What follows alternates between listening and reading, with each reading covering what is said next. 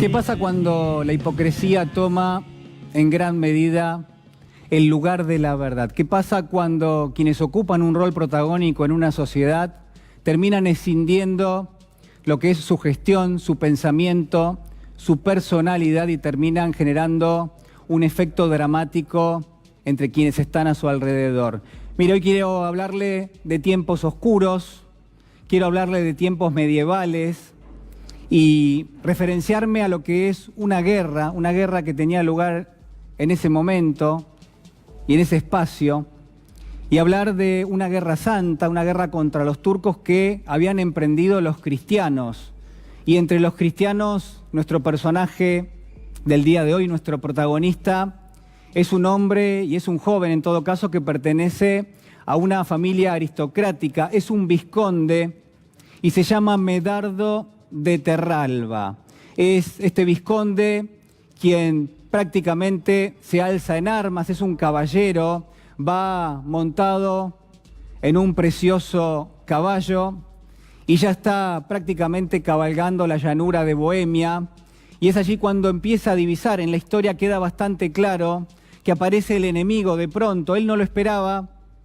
pero efectivamente allí están, y es en ese bando enemigo que divisa rápidamente a dos artilleros. Él se lanza directamente con su caballo, saca su espada porque quiere amedrentarlos, y cuando los tiene prácticamente al alcance, es que alcanza a ver que estos dos artilleros encienden una mecha, y es un cañonazo el que le parte el pecho al centro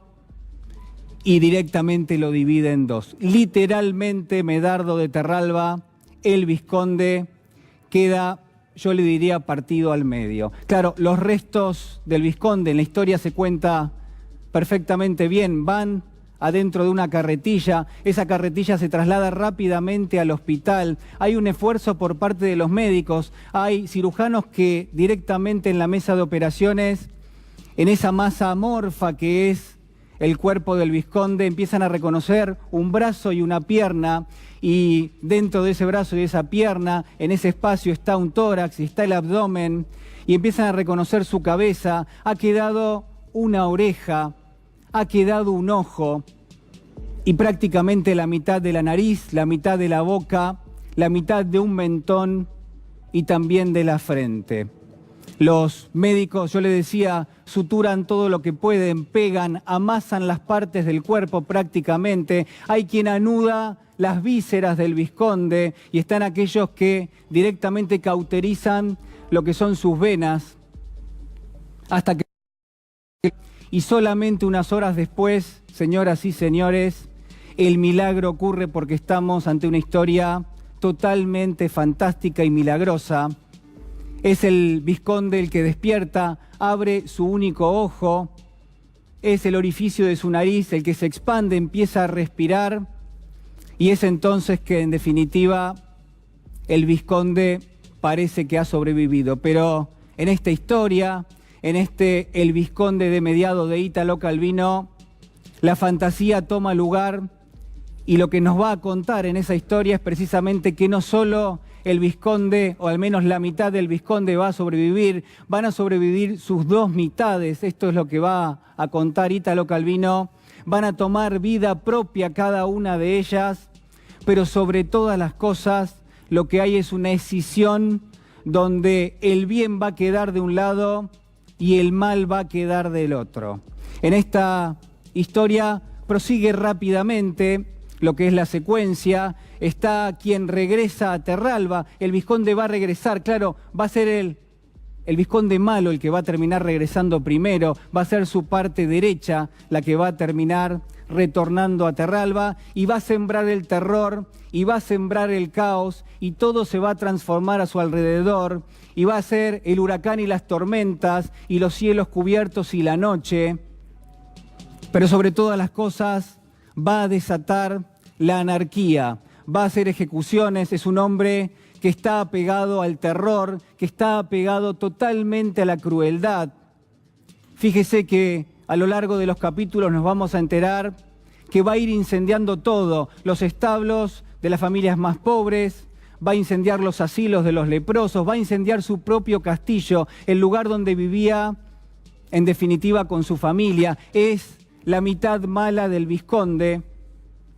pero sobre todas las cosas vamos a dejar en claro que hay una furia que no termina de irse en él. Es una sombra que se traslada de un lugar a otro, es directamente la maldad personificada,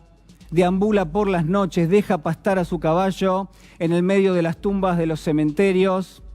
pero sobre todo termina implacablemente matando todo aquello que se cruza en su camino. Mata a los animales, mata a las plantas, envenena, incendia y por supuesto la gente le tiene pánico. Pero claro, empieza a regresar al pueblo de Terralba su otra parte, la parte buena, es también el vizconde Medardo de Terralba y es en definitiva un santo, uno podría decir. Es alguien que bajo su manto, yo le diría con remiendos, que está prácticamente descalzo, que deambula de un lugar a otro transmitiendo un mensaje de paz y de amor, que consuela a aquellos que son afectados por su parte mala. Es alguien que sabe leer en la lluvia, en los truenos, en las tormentas que desata el lado derecho. Es alguien que sabe leer el romanticismo, es alguien que sabe sembrar arcoíris a su alrededor. En definitiva, es alguien que genera en la gente todo lo contrario de lo que genera Medardo de Terralba, su lado derecho. Mire, hay muchas cuestiones que yo podría adelantarle esta noche. El cuento es maravilloso realmente. Hay un momento, solamente le quiero decir esto, hay un momento donde el amor empieza a jugar un rol protagónico, porque estos personajes, estas mitades que a nadie sorprenden que tengan vida propia, van a ir haciendo su camino y en algún momento quizás van a volver a encontrarse, primero en forma violenta y luego en forma pacífica. Yo quiero quedarme rápidamente con dos cosas que me parecieron importantes traérselas en el día de hoy. Quizás lo primero tiene que ver con esa sensación de que en gran medida quienes ocupan un rol protagónico en nuestra sociedad están totalmente escindidos, están divididos al medio, están partidos como lo estaba el vizconde Medardo de Terralba. ¿Sabe por qué? Porque nos dicen una cosa y muchas veces terminan haciendo otra, porque proponen algo y uno les presta los oídos, los escucha, y después cuando terminan definiendo lo que son sus decisiones, bueno, da la sensación de que buscan directamente el efecto contrario. Es una situación de contradicción absoluta y sin embargo es el elemento que está presente en esta historia y que uno puede trasladar prácticamente a la vida cotidiana. Y hay otro elemento más que quiero marcarle en esta noche, que es que no solamente la parte mala es la que genera el daño, sino que también en la historia la parte buena, esa que es todo bondad, que es dulzura, que siembra arcoíris, bueno, esa parte también genera una situación contradictoria para quien lo rodea, claramente porque hay una necedad, hay un querer hacerse poseedor de un saber, de una verdad revelada y sobre todas las cosas porque ninguno de los dos, ni la parte buena ni la parte mala, se hacen los cuestionamientos lógicos que cualquiera de nosotros nos hacemos en la vida cotidiana. Son o creen ser, en definitiva, mesías que tienen un mensaje y en todo caso actúan en consecuencia. Han pasado dos cosas que son importantes para la sociedad en las últimas horas, sobre todo por, yo le diría, el lado simbólico que tienen. Usted perfectamente recuerda a Dante, el obrero que se plantó frente al presidente de la Nación y que le hizo un comentario, como pudo, de alguna manera, tratando de expresarle lo que era su enojo, su queja, pero también su angustia. Ese hombre estaba allí no solamente cuestionando lo que lo rodeaba, la situación económica, la situación financiera, todas sus contradicciones puestas directamente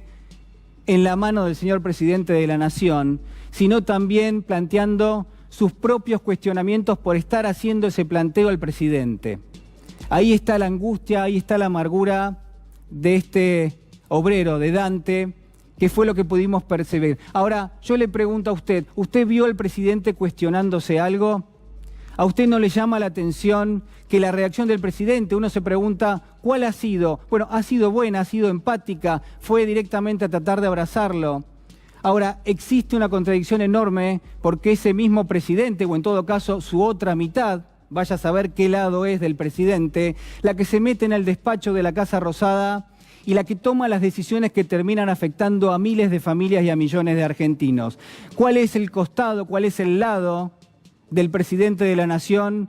que hablaba, que trataba de consolar a Dante, y cuál es el lado que se metió en el despacho desde hace 3 años para dictar políticas que terminan excluyendo a buena parte de todos los argentinos? Pero además quiero decirle algo más, porque por supuesto han pasado otras cosas, yo le diría gravísimas realmente en la Argentina. Esta chiquita de 11 años, esta chiquita que fue violada,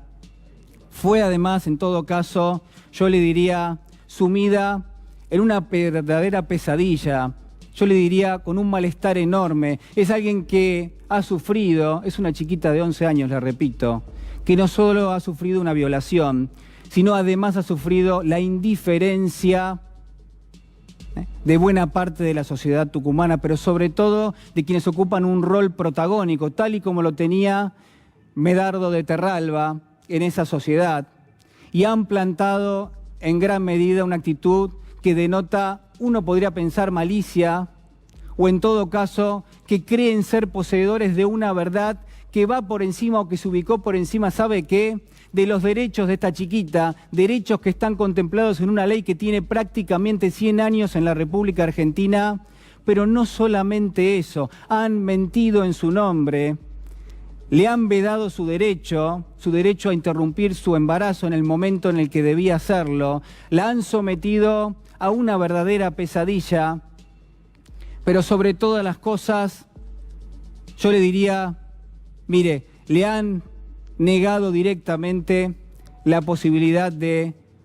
tener una infancia,